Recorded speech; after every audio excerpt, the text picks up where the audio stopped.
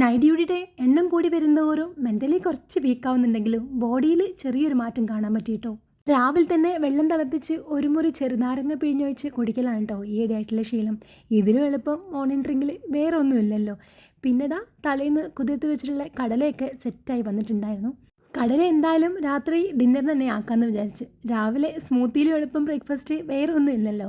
അപ്പോൾ ഒരു മുറി അവക്കാടയും ഒരു റോബസ്റ്റാ പഴവും വെച്ചിട്ടാണ് കേട്ടോ ഞാനിന്ന് സ്മൂത്തി ഉണ്ടാക്കുന്നത്.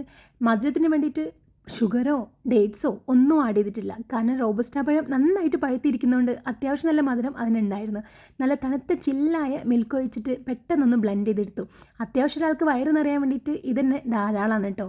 ഒരു ക്രഞ്ചിനെസ്സിന് വേണ്ടിയിട്ട് കുറച്ച് ആമണ്ടും കുറച്ച് പംകിൻ സീഡ്സും ഒന്ന് ക്രഷ് ചെയ്ത് ഒന്ന് ഗാർണിഷ് ചെയ്യാൻ വേണ്ടി ഇട്ട് കൊടുക്കുന്നുണ്ട് കേട്ടോ. ആസ്വദിച്ച് കുടിക്കാനിരുന്നപ്പോഴാണ് ഡയറ്റീഷ്യന് ഞാൻ ഫോട്ടോ അയച്ചു കൊടുത്തത്. ഉടനെ എനിക്കൊരു മെസ്സേജ്, ഇങ്ങനെ പറ്റില്ല കേട്ടോ, ഷെയ്ക്കായിട്ട് കഴിക്കാൻ പറ്റത്തില്ല, സെപ്പറേറ്റ് ആയിട്ട് ഫ്രൂട്ട്സ് കഴിച്ചാൽ മതി എന്നാണ് പറയുന്നത്. കാരണം ഫ്രൂട്ട്സിനകത്തുള്ള നല്ല ഗുണങ്ങളൊക്കെ ഇങ്ങനെ കമ്പൈൻ ചെയ്ത് അടിക്കുമ്പോൾ പോകുമെന്നാണ് അവർ പറയുന്നത്.